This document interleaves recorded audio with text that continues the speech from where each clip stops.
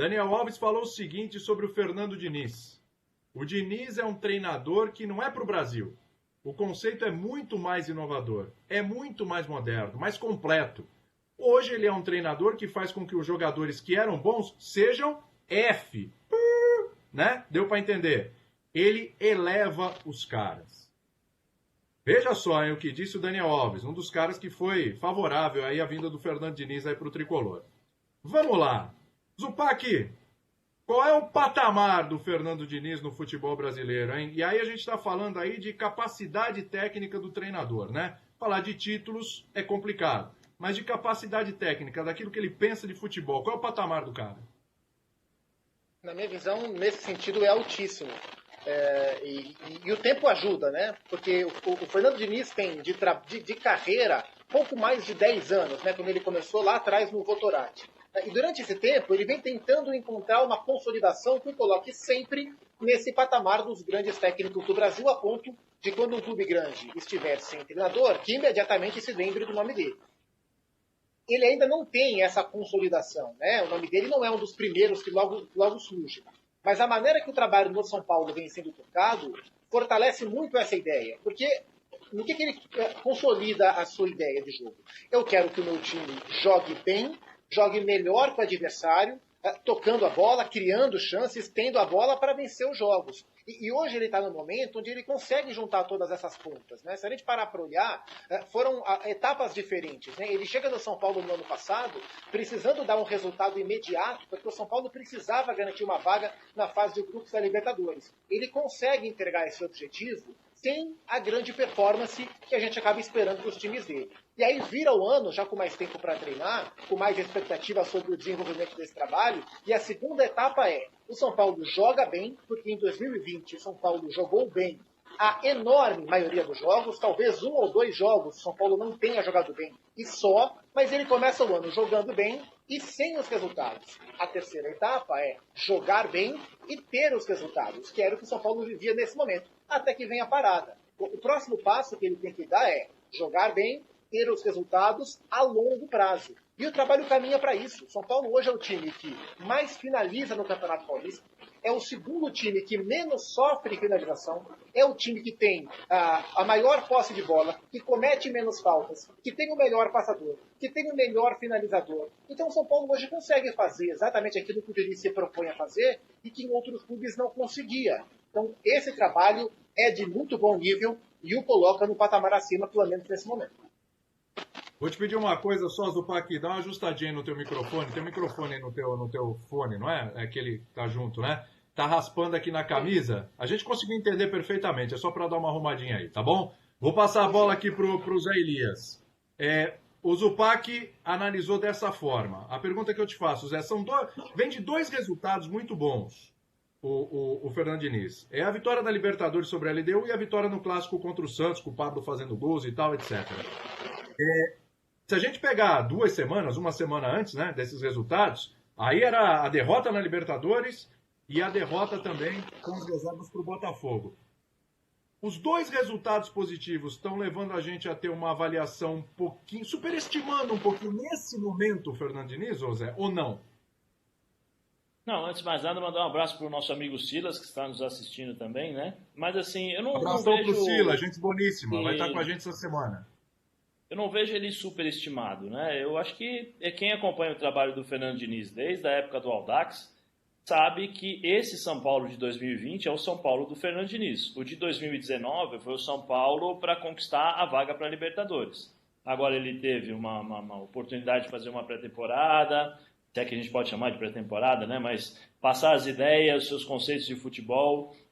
O time realmente tem um time interessante, tem um bom material humano, né? Um elenco de qualidade, e aí você começa a colher os frutos. Né? Você tem a confiança do jogador, tem a confiança da diretoria, e isso te dá tranquilidade para você colocar em prática tudo aquilo que você acredita como futebol. Eu sou um pouco suspeito em falar do Fernando, porque eu apostei no Fernando lá no Atlético Paranaense como surpresa e revelação do campeonato, porque naquela época ele já fazia um futebol diferente. Ele já tinha essa ideia na cabeça e já mexia um pouco com o futebol brasileiro. O problema é que nós temos que ter resultado. Se você não tem resultado, o teu trabalho não interessa. o teu trabalho não serve. Né? E isso ficou muito rotulado ao Fernando. Se você observar, por exemplo, o Atlético Paranaense, mas ele estava em último. Mas ele vinha fazendo um bom trabalho, tanto que o melhor jogo até então que nós estávamos falando foi Atlético Paranaense e Grêmio. Né? O melhor enfrentamento. Depois nós tivemos, acho que, não sei se foi o Grêmio ou se foi o Fluminense também. O Fluminense fez um bom trabalho. O Fluminense colocou o Abel, se bem que era uma outra forma de jogar, mas ele colocou o Flamengo do Abel com toda a qualidade, com dificuldades. Tanto que o problema do Abel começou depois do primeiro enfrentamento contra o Fluminense. Que aí ele começou a ter que administrar situações justamente porque você tem um elenco recheado de grandes jogadores e o Fluminense, que não tinha praticamente nada em relação ao Flamengo, conseguiu colocar o Flamengo com dificuldades. Eu não vejo ele como superestimado. Eu acho que ele é um ótimo treinador, um treinador que agora vem ganhando maturidade, porque se você observar os times Audax, Atlético e Fluminense, você vê uma melhora no Fernando Diniz também, até na forma do dia a dia, no equilíbrio da equipe. Hoje ele tem um cara no meio campo, que é o Daniel Alves, que deu essa entrevista, que para mim é o treinador dentro do campo, é aquilo que representa o Fernando Diniz, é o cara que movimenta o time, é o jogador que é o exemplo para todos, ou seja, o cara mais vitorioso no mundo hoje em questões de títulos, é o exemplo para os caras do São Paulo. Então, o que o Daniel faz hoje foi o efeito Kaká, quando ele voltou.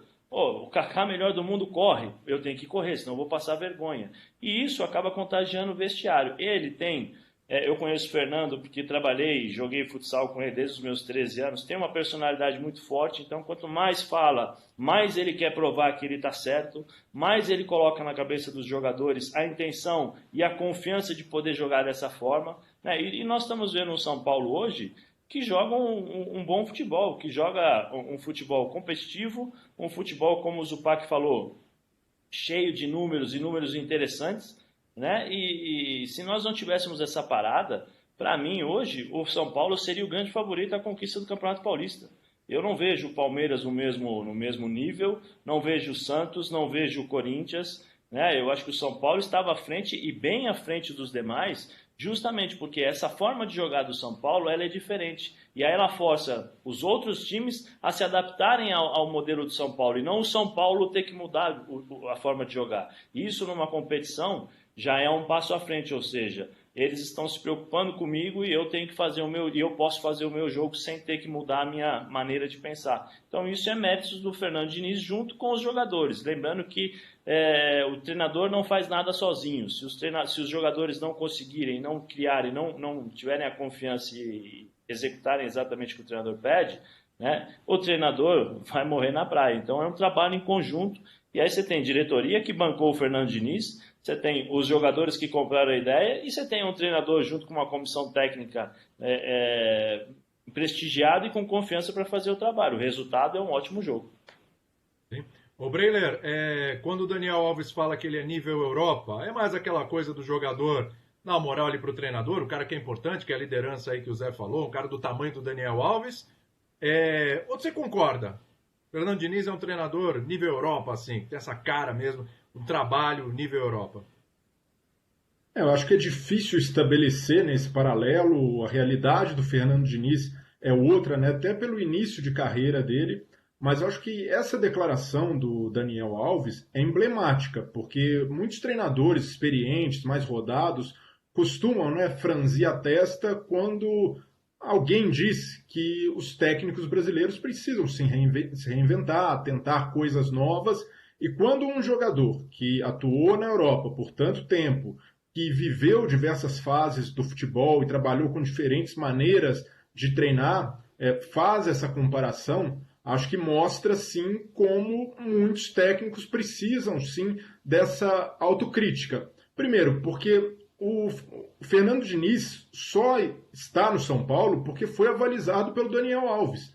Então, e o Daniel nunca trabalhou com o Fernando Diniz, acho que ele teve referências pelo que corre, né, do boca a boca de jogadores que vão passando esse tipo de informação. Então, o fato de o Fernando Diniz fazer um trabalho diferente no campo e no dia a dia fez com que o Daniel Alves tivesse essa confiança para que ele fosse o treinador do São Paulo. E acho que esse é um grande mérito do Fernando Diniz. Ele consegue fazer com que os jogadores creiam 100% em sua forma de jogar, mesmo que ela seja arriscada. Porque eu acho que o jogador de futebol também quer ser marcado por alguma coisa diferente. E no caso do Jorge Jesus, por exemplo, que chegou ao Flamengo, os jogadores não vão ficar marcados só por terem feito parte de um time vitorioso, mas por terem feito parte de um time que encantou o Brasil, que conseguiu jogar de forma ofensiva e que fez com que a torcida do Flamengo se orgulhasse deles. Então acho que por isso que o Fernando Diniz